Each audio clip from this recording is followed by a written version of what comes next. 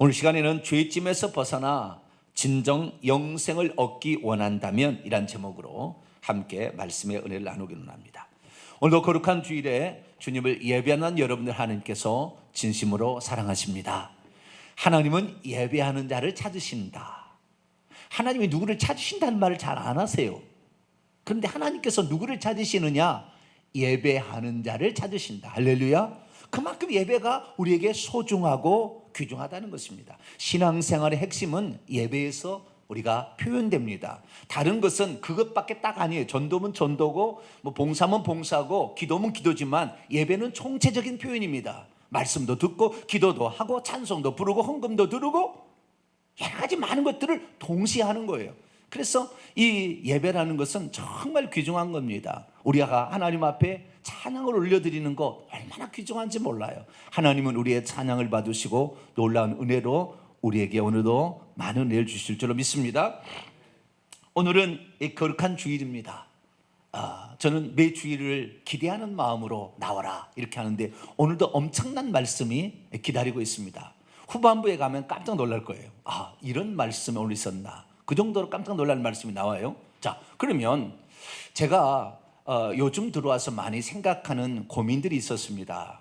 그건 뭐냐면 주변의 사람이 저에게 이렇게 말하는 거예요. 목사님 교회는 부흥이 많이 되시죠? 그렇게 말하면 예, 부흥되고 있습니다. 이렇게 저는 대답을 합니다. 그러나 실제적으로 교회가 11년이 지금 되었어요. 개척한 지 제가. 그런데 실제적으로 오늘 인원도 그렇게 많지 않아요. 무엇이 잘못되었는가? 내가 그러면 하나님 앞에 잘못되었는가? 저는 하나님 앞에 진실하려고 하거든요. 저는 하나님 앞에 성실하게 살려고 하거든요. 그런 교회가 되기를 간절히 바라거든요. 그래서 그렇게 해왔어요.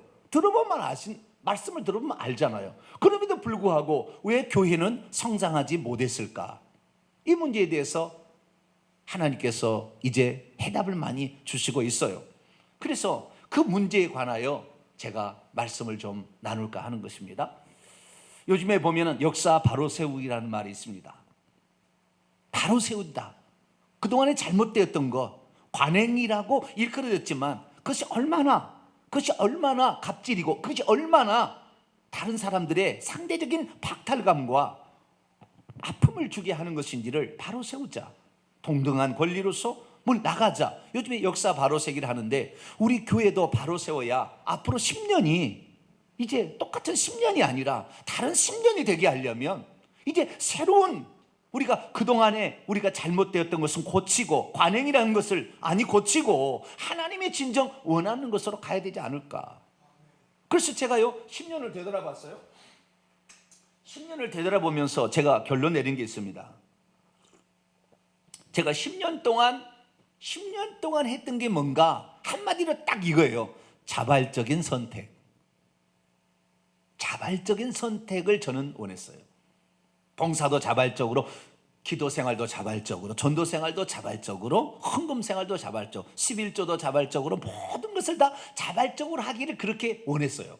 그래서 그렇게 하도록 저는 그대로 이렇게 이끌어 왔습니다. 그런데 10년이 지난 지금에 돌아와서 생각해 보니까 자발적으로 하라는 말에 과연 우리가 얼마나 충성되이 살아왔을까를 봤을 때 그건 아니었다라는 생각이 들게 된 것이죠. 특별히 이 자발적인 선택이라는 것은 그 배면에 어떤 게 있냐면 자유의지를 존중해 준다는 의미가 있습니다. 그 사람의 강제하지 아니하고 그 사람으로 하여금 스스로 선택해서 어떤 것을 하도록 하는 그런 것이 배태되어 있는 것이죠. 그래서 저는 이 자발적인 선택의 자유로운 의지로서 스스로 그렇게 해주기를 바라고 왔는데 결국에 10년이 지난 지금의 현실을 보게 되면 예배 지각한 사람은 꼭 지각하고 있습니다. 예배 빠진 사람은 빠지고 있습니다. 주일도 예배를 한 번만 드린 사람은 한 번만 드립니다. 어떤 하라 하는데 그걸 더 이상의 진보가 없어요. 그래서 이게 아니다. 누가 시켜서가 아니라 자발적으로 하는 것은 너무나 바람직한 것이고 옳은 것이지만 그러나 그것을 기다리고 있어서는 너무나 많은 시간이 걸릴 뿐만 아니라 오히려 그것이 그 사람의 영혼에 방해되는, 그 사람의 영혼의 성장에 마이너스적인 요소가 작용되게 하는 거라는 사실을 깨닫게 되었습니다. 자, 물어보겠습니다. 오늘 안식을 넘어서 새 창조에 시작하는 주의 날을 어떻게 지켜야 할까요? 적극적으로 주의 날을 지키기 위해서 힘써야 합니까? 아니면 환경이 될 때까지 기다렸다가 되면은 그때 지키는 것입니까? 가장 바람직한 것은 누가 시켜서가 아니라 자발적으로 주의 날에 힘써 지키기 위해서 의도적으로 모든 시간을 배치하며 나의 삶을 처복종시켜서 그 일을 하려고 하는 것입니다. 왜 그런지는 이 설교가 끝나면 알게 될 거예요. 좀 더 약하게 표현해 보겠습니다. 주일날 예배 시간에 10분 전에, 적어도 5분 전에 와서 예배당에 앉아 있어야 하나요? 아니면 좀 늦어도 상관이 없나요? 바람직한 것은 헐레벌떡 달려와서 늦게 와서 예배 시간에 참석하기보다는 10분 전에, 적어도 5분 전에는 와서 마음을 정돈을 하고, 그리고 하나님 말씀을 들을 준비를 하며 이렇게 해서 말씀을 듣게 될 때 그날 그에게 주는 말씀이 가슴에 새겨질 수가 더 있게 되는 것이죠. 그런데 우리의 삶을 실제를 돌아보십시다. 주의 날을 한 번도 빠지지 않고 잘 지키고 있습니까? 예배 시간에 지각하지 않고 미리 와서 예배를 준비하면서 예배를 드리고 있습니까? 제가 요즘에 주일날 11시 예배를 드리려고, 그리고 준비 찬송을 한다고 제가 이렇게 5분 전에 와서 그 찬송 인도를 하는데요, 5명이 안 앉을 때가 있어요. 예배 시간 5분 전인데도. 그럼 계속 이렇게 가야 될까요? 그래서 오늘은 우리가 주일을 어떻게 하면 빠지지 않고 지킬 수 있는지, 주일 예배 시간에 늦지 않게 나와서 예배를 잘 준비하려면 어떻게 해야 되는지, 또 왜 그렇게 해야만 하는 것인지 그 이유와 방법에 관하여 오늘 살펴보기를 원합니다. 오늘 말씀은 구원하러 오신 예수께서 현재 피곤에 지쳐 있으며 이미 무거운 짐이 지어진 채 있는 사람들에게 쉼을 주기 위하여 자기에게로 나아올 것을 초청하였지만 오지 않았고, 영생을 얻기 위하여 나오지 않는다고 했다는 말씀입니다. 피곤에 지쳐있고 이미 무거운 짐이 지어져 있는 자들을 굳이 예수님 앞으로 나오라고 해야 예수님은 직성이 풀리시는 분일까요? 그냥 너무 힘이 드니 오라고 말씀하지 않고 그냥 쉼을 주면 안 되는 것입니까? 예수께서는 피곤하고 지쳐있는 자들을 힘들게 하려고 당신에게 나오라고 이렇게 말하고 있습니까? 짐이 무거워 앞으로 나가지 못하는 자를 괴롭히려고 그렇게 나오라고 요청하고 있을까요? 그리고 성경에서 영생을 얻는다고 성경을 열심히 공부했다면 그것을 칭찬해 줄 것이지, 왜 예수님께서는 자기에게 나와서 배우라고 말씀하고 있는 것일까요? 성경 공부는 쓸데가 없으니까 실제를 알라, 뭐 그런 말입니까? 예수님은 어떻게 되어서 피곤하고 무거운 짐진 자들을 향하여 당신에게 나오라고 말씀하시며 성경을 배웠지만 당신에게 와서 배우라고 말씀하고 있는 것일까요? 오늘날 나도 내 문제 때문에 시달려 힘들어 죽겠고 몸도 지쳐 있는데 주일날 교회에 나와서 예배드리고, 그것도 10분 전에 나와서 앉아서 예배를 드리라고 한다면 어떻게 반응하시겠습니까? 오늘 본 말씀은 두 가지 말씀입니다. 하나는 안식일 규정에 매여 있어 아무것도 하지 않은 채 안식일을 지켜야 한다고 하는 자들에게 안식일의 규정을 지켜서 안식을 얻는 것이 아니라 무거운 짐으로부터 해방을 주시기 위해서 오신 예수님을 붙들어야 안식을 얻는다라는 그런 말이고요. 또 하나는 유대인들이 열심히 성경을 연구하는데 구약 성경에 말씀하고 있는 이가 바로 눈앞에 나타나 있음에도 불구하고 그분에게 와서 배우려고 하지 않고 오직 성경만 파는 자들에게 주시는 말씀입니다. 주님은 이들에게 뭐라고 말씀하셨을까요? 제가 원문의 직역에서 좀 이렇게 써봤습니다. 현재 수고하고 있고 이미 무거운 짐을 진 채 있는 자들아, 다 나를 향하여 오라. 그리하면 내가 장차 쉬게 할 것이다. 요한복음 5장 40절입니다. 그러나 너희가 생명을 계속해서 얻기 위하여 나를 향하여 단번에 계속해서 오기를 원하지 아니하는도다. 믿음이 없으면 수고하고 있고 무거운 짐을 진 채 있어도 주님께로 나오려고 하지 않습니다.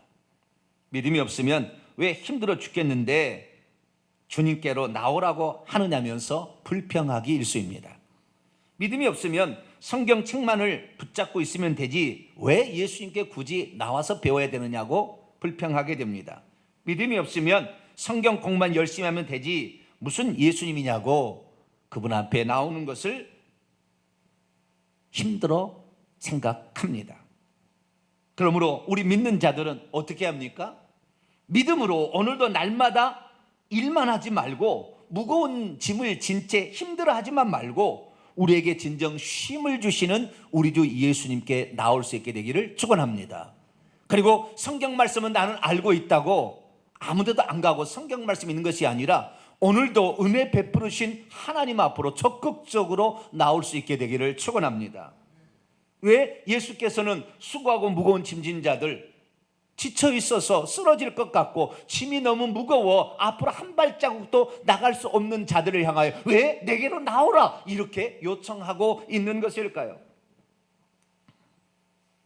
너무 힘들고 지쳐 있으니까 그냥 그 자리에서 쉬어라, 굳이 나올 필요 없다, 나에게로 나올 필요 없다 이렇게 말씀하시면 더 좋을 텐데 왜 그렇게 말씀하지 않으셨을까요?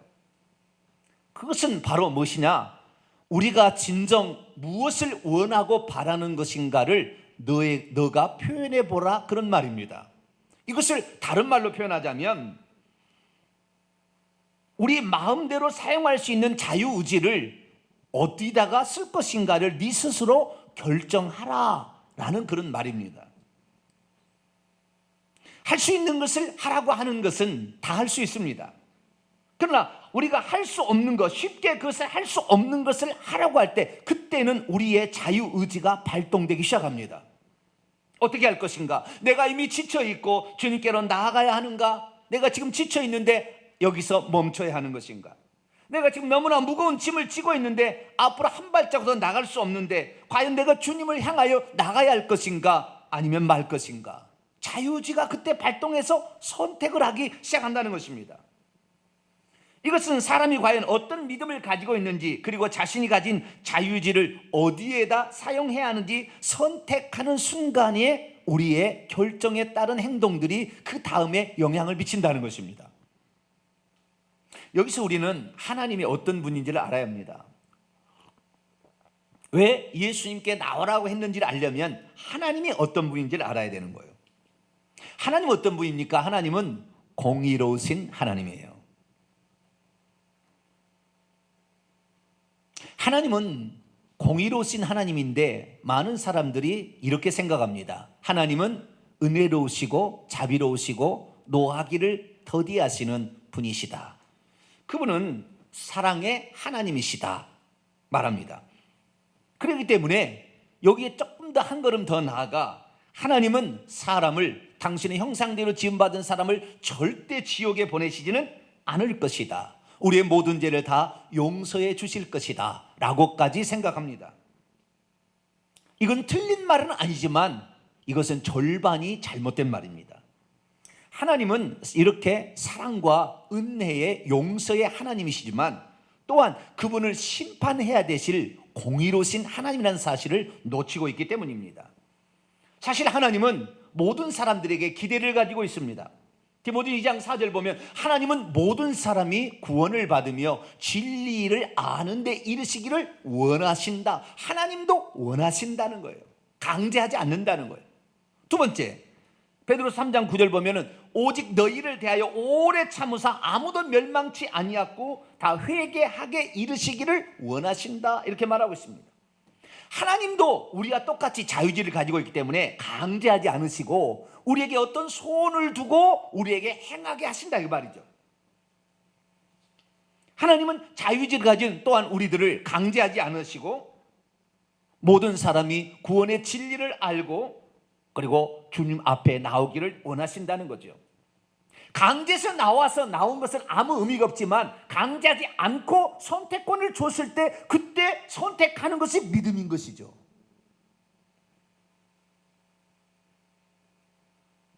그러나 많은 사람들은 강제하지 않으니까 그 강제하지 않는 것을 방종으로 사용하게 된다는 거예요. 오늘 후반부에 가서 이 의미가 무엇인지를 확실히 알게 될 거예요. 사실 하나님께서는 우리 전능자이기 때문에 얼마든지 우리에게 쉼을 줄 수 있고 얼마든지 우리에게 은혜를 베풀 수 있고 얼마든지 모든 죄를 다 사하실 수가 있습니다. 그러나 하나님께서 그렇게 해주지는 않습니다. 왜냐하면 하나님의 공의에 위배되기 때문입니다. 그래서 하나님께서는 우리에게 쉼과 안식과 영생과 천국과 구원을 준비해 만반의 준비를 다 해놓고 우리에게 오라고 초청하는 것입니다. 만약에 우리가 오지 않는다고 한다면 그것은 강제, 우리가 강제해서 하나님이 하실 수는 없기 때문에 그렇다는 거예요. 뿐만 아니라 사탄은 우리가 잘못하고 있는 것을 심판하지 않고 자기만 심판하는 것을 매우 불쾌하게 생각합니다. 그렇기 때문에 어떻게 합니까? 아무런 조건 없이 은혜를 베풀게 되면 어떻게 해요? 사탄이 참소하는 겁니다. 당신은 불의하신 하나님입니다. 당신은 잘못되었습니다. 당신이 어떻게 심판주가 될 수 있습니까? 어떻게 누구는 이렇게 하고 누구는 이렇게 하고 편애하십니까? 이렇게 말할 수밖에 없는 거예요. 그러면 사탄을 심판할 수가 없습니다. 그렇기 때문에 하나님은 공의를 지키셔야 하는 것입니다. 뿐만 아니라 하나님은 또한 우리를 사랑하시는 분이십니다. 그런데 오늘날 대부분의 교회에서는 우리가 구원을 향하여 아무것도 할 일이 없다고 가르칩니다. 모든 것은 다 하나님께서 다 알아서 해주신다고 가르칩니다. 그것은 커다란 잘못된 교리가 지배하고 있습니다. 그것은 전적 타락, 전적 무능이라는 교리입니다. 인간은 오직 노예 의지만 가지고 있다는 이론 때문입니다. 무슨 말입니까? 우리의 믿음의 신학자요 선배인 어거스틴과 루터가 어떻게 말했냐면 인간은 이미 죄된 본성 가운데 태어나기 때문에 죄를 지을 수 있는 가능성만 가진 상태에 태어난다. 그래서 인간이 선택할 수 있는 것은 죄를 짓는 것밖에 선택할 수밖에 없지 다른 것을 선택할 여지는 전혀 없다. 그래서 인간의 가진 의지는 자유의지가 아니며 이것은 노예의지일 뿐이다. 이렇게 정의를 내렸습니다. 칼빈은 여기에서 한술 더 떠서 사람은 전적으로 타락했을 뿐만 아니라 전적으로 무능하기 때문에 선을 행할 수도 없고 하나님을 찾을 수도 없다라고까지 정의하고 말았습니다. 그러나 그것은 성경적인 것이 아닙니다. 그것은 바울의 로마서 3장 10절의 말씀을 가지고 만든 교리인데요. 기록된 바 의인은 없나니 하나도 없다. 하나님을 찾는 자도 없고 선을 행하는 자도 없으니 하나도 없다. 이 말씀을 가지고 모든 사람들은 전적 무능하다라는 교리를 만들어내었습니다. 그러나 이 말씀은 그런 뜻이 아닙니다. 이 말씀의 인용은 어디서 인용해냈는데 전도서 7장 20절에서 인용한 말씀입니다. 선을 행하고 전혀 죄를 범하지 아니하는 의인은 세상에 없다. 이 말은 무슨 말입니까? 유대인이나 헬라인이나 모든 사람들이 다 죄 아래 놓여 있어서 죄를 짓는 죄인이라는 말이지, 죄를 뭡니까? 선을 행할 수도 없고 하나님을 찾는 자가 한 사람도 없다, 그런 뜻이 아닌 것입니다. 이것을 잘못 곡해해서 그렇게 적용함으로 말미암아 이 칼빈이 바꿔치기 한 것입니다.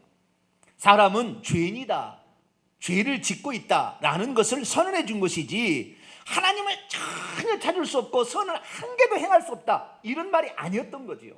그런데 그렇게 오해하게 만들어버렸습니다. 만약에 인간이 선을 한 개도 행할 수 없고 하나님을 전혀 찾을 수 없다면 왜 하나님 앞에 나오라, 이렇게 살아보라 라고 명령이 있을까요? 우리가 할 수 없는데 당신 다 해줘야지. 우리한테 뭔가를 요구하는 것은 그 정도는 할 수 있기 때문에 우리에게 요구하는 거 아니겠습니까? 그렇게 할 수 없는 사람에게, 예를 들어서 지금 늪에 빠져가지고 죽어가고 있어요. 스스로 나올 수 없어요. 나와봐 100번 1000번 얘기하면서 나올 수 있는가? 나올 수 없는 자를 나오라고 할 수 없는 거예요. 하나님은 그렇게 하지 않으세요. 나오라고 얘기할 때는 네가 나올 수 있는 방법이 있기 때문에 나오라고 그런 거죠. 하나님이 이랬다 저랬다 하실 분입니까? 그런 게 아니라는 거예요. 그런데 칼빈은 전적으로 인간은 타락했기 때문에 전적으로 무능해서 모든 것을 다 하나님 해주셔야 된다, 이렇게 완전히 교리를 왜곡시켜 버렸습니다. 아닙니다. 인간이 타락하긴 타락했어도 완전히 타락한 것은 아니며, 타락의 정도는 하나님께서 은혜를 베풀어 주시어 초청하면 그 초청에 응할 수 있는지를 선택할 수 있을 정도는 된다는 것입니다.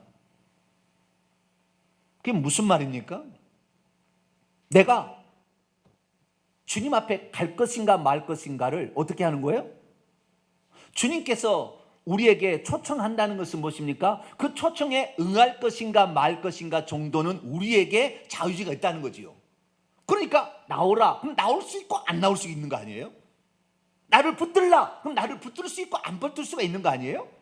그러면 이것은 인간에게 그러한 의지가, 그러한 자유지가 남아있기 때문에, 그런 선택할 수 있는 정도는 되기 때문에 우리가 구원을 위해서 어떤 일을 행해서 할 수는 없겠지만 그 주님을 붙들려 가는 그것을 선택할 수 있는 의지 정도는 남아있기 때문에 주님께서 그 말씀을 하신 것이 아니겠습니까?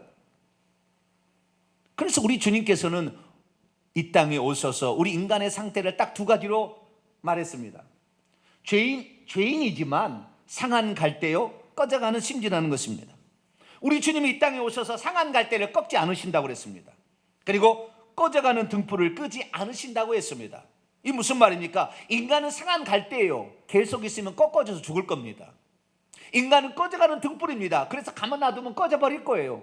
그러나 우리 주님이 오셔서 그 상한 갈대를 어떻게 해요?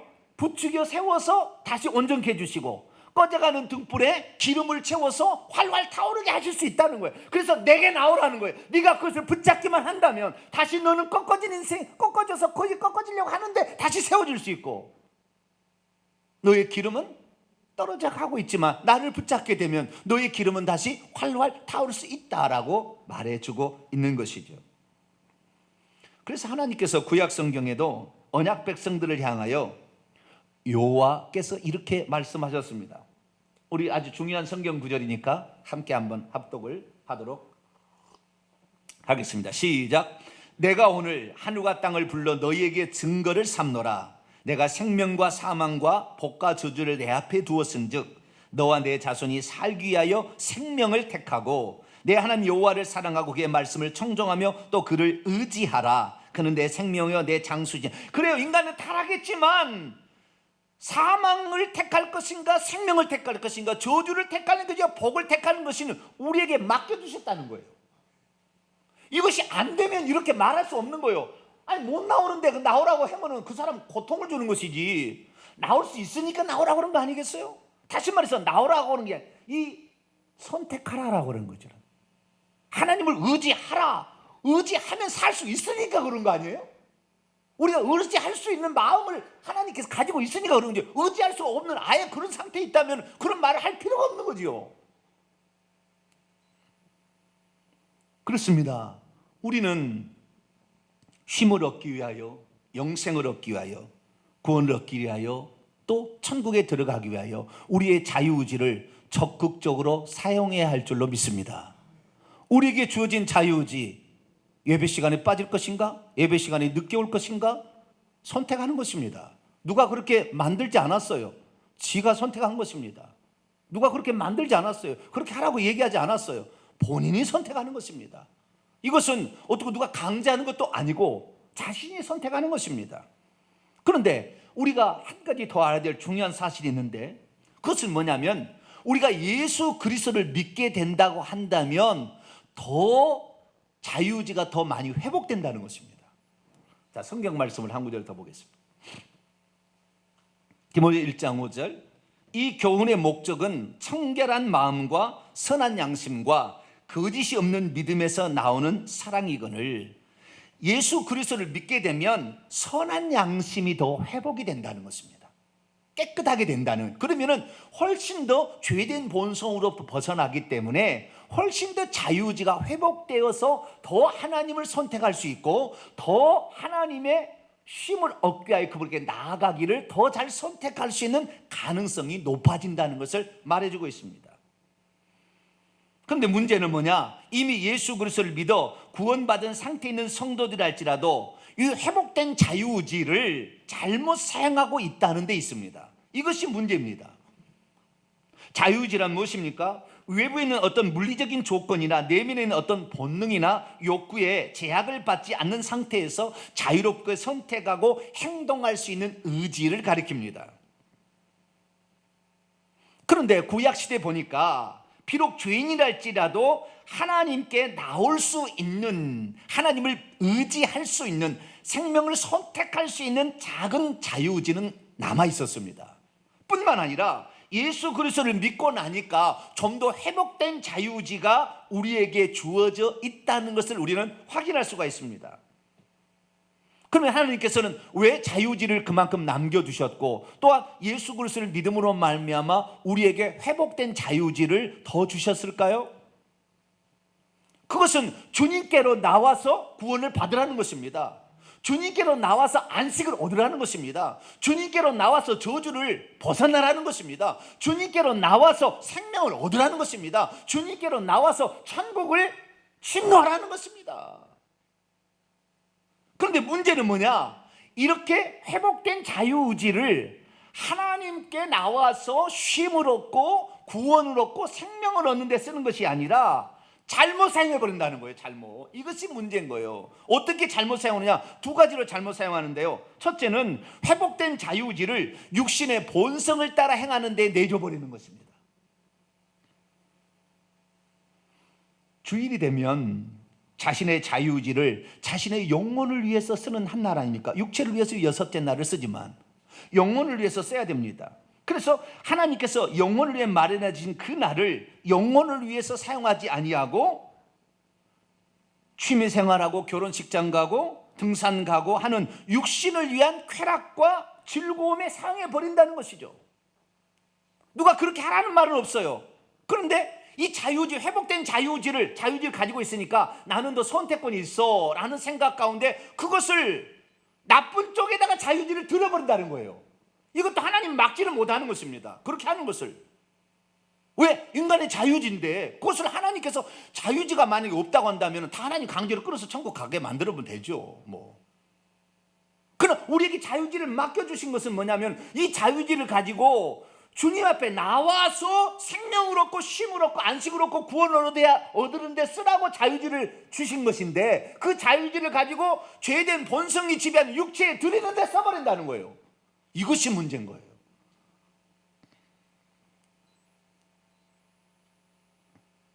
왜 그러면 이러한 자유의지의 선택이 나오게 되었습니까?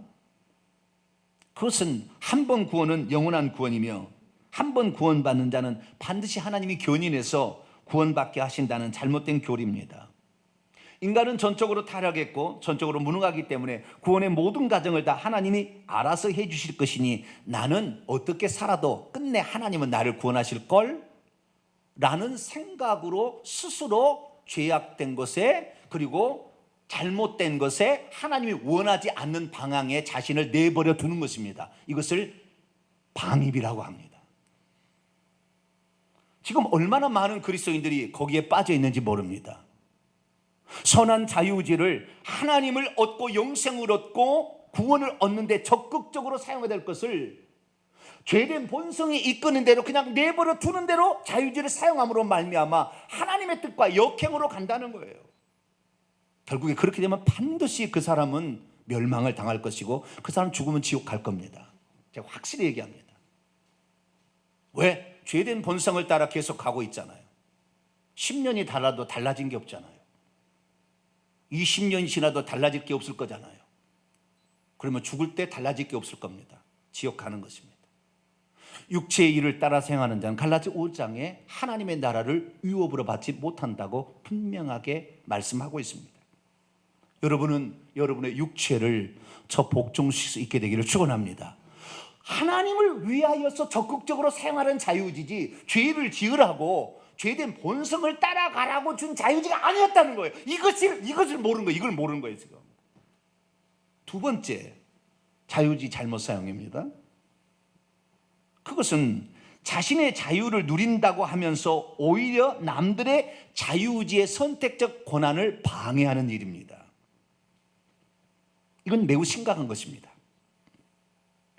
앞에 것은 자기가 그냥 선택하면 자기가 받으면 그냥 되잖아요. 자기 지옥 가면 되는 거니까 별 문제 없어요. 그런데 후자는 다른 것입니다. 우리의 자유의지의 잘못된 사용이 이제 예수 그리스도를 믿고 따라오는 자들에게 잘못된 영향을 끼쳐서 그들도 지옥 가게 만들고 있다는 것이 심각한 것입니다. 하나님께서 주신 자유의지는 죄된 본성을 따라 육신의 즐거움을 위해서 사용하라고 자유의지를 준 게 아닙니다. 구약에 하나님께서 자유의지를 조금이라도 남겨둔 것은 죄를 더 선택하라고 남겨진 게 아니라 생명을 얻기 위하여 네가 그걸 선택하라고 하나님 남겨주는 거예요. 마찬가지예요. 회복된 자유의지는 내가 예배 시간에 지각한 데 쓰고, 예배 시간에 빠진 데 쓰고, 봉사한 데 빠진 데 쓰고, 전도한 데 빠진 데 쓰라고 자유의지가 준 게 아니었단 거예요. 그런데 그것으로 끝나는 게 아니라는 것입니다. 왜냐하면 그런 삶을 우리가 살게 되면 이제 처음 믿은 사람들이 어떻게 생각하겠어요?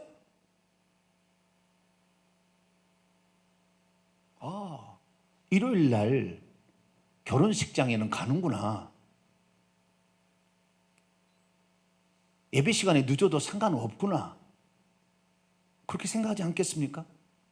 왜? 나보다 먼저 믿었으니까. 인간의 자유의지의 사용에 있어서 아주 주의할 것을 사도 바울이 로마서 14장 15장에 얘기를 해뒀습니다. 로마서 15장 1절 3절 말씀 보면 자유의지의 제한적 사용이 무엇인지 정확히 알 수가 있습니다. 우리 한번 읽어볼까요? 시작. 믿음이 강한 우리는 마땅히 믿음이 약한 자의 약점을 담당하고 자기를 기쁘게 하지 아니할 것이라. 우리 각 사람이 이웃을 기쁘게 하되 선을 이루고 덕을 세우도록 할지니라. 그리스도께서도 자기를 기쁘시게 하지 아니하셨나니 기록된 바 주를 비방하는 자들의 비방이 내게 미쳤나이다 함과 같으니라. 그렇습니다. 믿음이 강한 자는 어떤 음식, 그것이 제사의 고기나 술이나 마약이라 할지라도 어떤 음식을 먹어도 그것이 죄가 되지 않는다고 생각하고 먹을 수가 있습니다. 십자가의 구속의 사건을 통해 하나님은 다 깨끗하게 하셨다고 생각하기 때문이죠. 그러나 믿음이 약한 형제는 그것을 보고 실족한다는 것입니다. 우리가 술을 먹고 먼저 믿은 우리가 술을 먹고 있는 장면을 보면, 목회자가 술을 먹고 있는 장면을 보면 성도가 실족하는 것이죠. 우리는 술이라는 것이 내게 건강을 위해서 필요하다 생각하고 먹을 수 있습니다. 그러나 우리의 이 자유로운 선택이 믿음이 약한 형제를 보고 시험에 들게 할 뿐만 아니라 그를 실족하게 하기도 하고 나중에 그대로 따라가게 만들어버린다는 것입니다. 나는 원하지 않았으나. 예를 봅니다. 주일날에 이미 구원을 얻은 채 있는 우리 성도들은 안식일처럼 규정에 따라서 주일을 지키는 것은 아닙니다. 그래서 주일날 직장에 나갈 수도 있고 가정의 애경사에 참여할 수도 있습니다. 그건 율법처럼 그날 안 나가면 때려 죽이는 날이 아니기 때문에 이제는 그럴 수 있어요. 그러나 그것을 본 믿음이 약한 형제는 실족하게 되는 것입니다. 그리고 그것을 보고 잘못된 것을 따라가게 되는 것입니다. 이것이 바로 자유의지의 잘못된 사용입니다. 하나님께서는 자유의지를 영생을 얻기 위해 사용하라고 주신 것이지 다른 형제를 실족하게 하라고 그 자유의지를 준 것은 아닌데 우리는 원치 않나 우리의 행동을 통하여 결국에 실족하게 만들어버린다는 것입니다. 믿음의 형제들, 우리가 먼저 믿었잖아요. 그런데 이 10년을 먼저 믿어서 우리가 교회를 세운 우리가 모범을 보이지 않으니 어느 누가 와서 이 교회에 정착하며 어느 누가 이 교회를 좋은 교회라고 생각하겠어요? 자기가 어쩌다가 이 교회를 한번 나와보려고 어쩌다가 이 교회를 왔어요. 예배 시간 5분 전에도 성도들이 안 와. 둘레 해. 그 사람 다음 주에 교회 나오겠습니까? 우리는 좀 늦을 수 있어요. 그것이 죄가 아닙니다. 그렇게 큰 죄가 아니에요. 우리는 좀 늦을 수 있어요. 그러나 우리 늦는 것으로 말미암아 다른 사람이 이 교회 안 온다니까요. 우리가 모범을 보이지 않기 때문에 모든 사람들이, 다른 이 초신자들이 특히 그걸 보고 실족하게 된다니까요.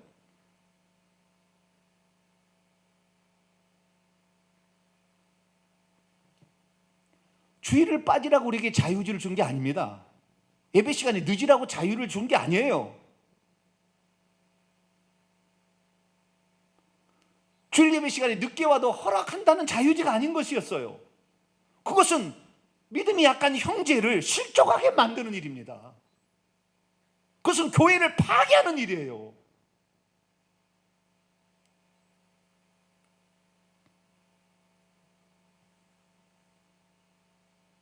믿음이란 무엇입니까? 자신의 자유의지를 내 기쁨을 위해서, 내 육체나 나만을 위해서 나는 자유로니 내 마음대로 하겠소, 그렇다고 주신 것이 아니라는 것을 깨닫고 주님을 위하여, 주님의 교회, 몸된 교회를 위하여 적극적으로 사용하라고 주신 것이라는 것을 깨닫는 것입니다. 유대인들은 자유의지를 잘못 사용하고 말았습니다. 우리는 자유의지를 잘 사용해야 합니다. 그래야만이 우리는 안식도 얻고 죽은 다음에 영생까지도 얻을 수 있는 것입니다. 저는 과거 10년간 우리 성도들을 자발적으로 주일 성수하고 예배 시간도 지나가지 말고 봉사도 하고 전도도 하고 기도에도 나오고 예물도 드리고 그렇게 하라고 얘기했습니다.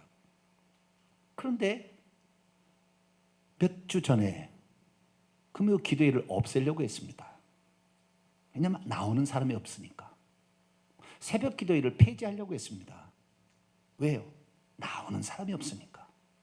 왜? 자발적으로 하라고 하니까 안 나오는데 자유의지를 써버리는 거예요. 하나님은 그러라고 자유의지를 준 게 아니었거든요. 그런데 사람은 야가요. 우리에게 자유의지가 있구나, 우리는 자유롭구나, 그리스도께서 율법의 속박에서 우리를 벗어나게 했으니 우리는 좀 더 자유롭게 살 수 있겠구나 하는데 그 자유의지를 어떻게 해요? 육체를 따라가는 데 써버리고 그 자유의지를 자기의 편한 대로 써버리는 거예요. 그런데 그것이 믿음이 약한 형제에게, 다른 사람에게 치명적인 영향을 끼치고 있다는 것입니다. 그 형제로 하여금 죄를 짓게 하기 때문에 결국에 우리가 그것이 죄가 될 수밖에 없다는 것, 결국에 그렇게 계속하면 지옥 간다는 것입니다.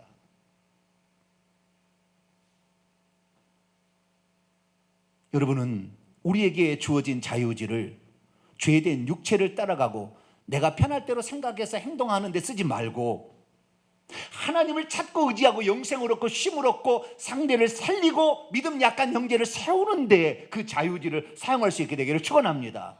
나는 의도하지 않았어도 남들은 그걸 보기 때문에 그렇다는 거예요. 그래서 사도 바울은 말합니다. 교회의 직분자를 세울 때 시험해보고 세워라. 왜 그래요?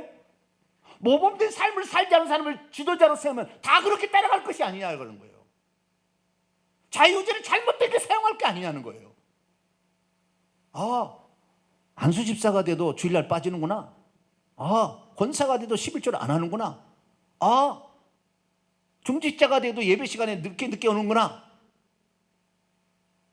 그 교회 망하게 하는 거예요. 지금 그 사람 지금 그 교회를 망하게 하고 있는 거예요. 교회는 목사 혼자 세우는 게 아닙니다. 저는 제가 모범을 보이면 될 줄 알았습니다. 10년을 변함없이 저는 살아왔습니다. 그러나 제가 자발적인 순종을 하라고, 자발적으로 하라고 그렇게 제가 많은 사람에게 얘기했어요. 왜? 율법의 속박에서 너무 얽매면 힘들어할까 봐. 그런데 지금 생각해서 후회합니다. 제가 교회를 성장시키지 못하는 그 길로 제가 왔습니다. 제가 잘못한 거였어요. 이제 앞으로 10년의 교회가 되어지려고 한다면 오늘 이 말씀을 가슴에 새겨야 합니다. 다음 주에 보겠습니다. 또 그 다음 주에 보겠습니다. 우리 성도들이 과연 자유의지를 어디에 사용하는지를 제가 보겠습니다. 결론입니다. 이제는 우리 자신을 다시 한번 돌아봐야 합니다. 자유의지를 죄를 짓는데, 육체를 따라가는데, 육체가 편안하게 하는데 내 마음대로 쓰는데 자유를 주라고, 쓰라고 자유를 준 것이 아니었다는 것을 깨닫는 것이 아주 중요합니다. 물론 그럴 수 있는 자유도 있습니다. 우리 성도들이 의도적으로 늦게 온다고 저 생각한 적이 없습니다. 그렇게 안 할 겁니다. 의도적으로 빠진 한 사람도 없어요. 우리 교회 성도들처럼 착하고 우리 교회 성도들처럼 순수한 사람 없어요. 내가 보니까 의도적으로 한 사람은 없어요. 그러나 그것이 결국에 하루 이틀 3일 이 자유지의 잘못된 사용을 계속함으로 말미암아 다른 사람들이 교회가 안 되게끔 만드는, 교회를 못 오게 만드는, 교회가 이런 게 교회인가? 라고 생각하게 만드는 요인이 되어버렸다는 것이죠. 우리는 교회를 사랑합니까? 주님의 몸된 교회를 위하여 살고자 하는 마음이 있습니까?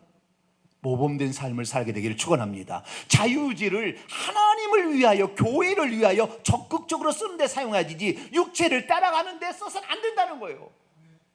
이것이 아주 중요한 거였어요. 제가 이걸 놓쳤던 것입니다. 오늘 그래서 이제 우리 자신을 돌아봐야 합니다. 그렇구나. 내가 과연 이 자유의지를 어디에다 쓰고 있었나? 내 마음대로 쓸 수 있는 자유의지라고 해서 죄를 짓는 데 내가 쓰고 있다면 그건 망하는 길입니다. 왜? 우리 자유의지의 선택에 따라서 결정될 거니까.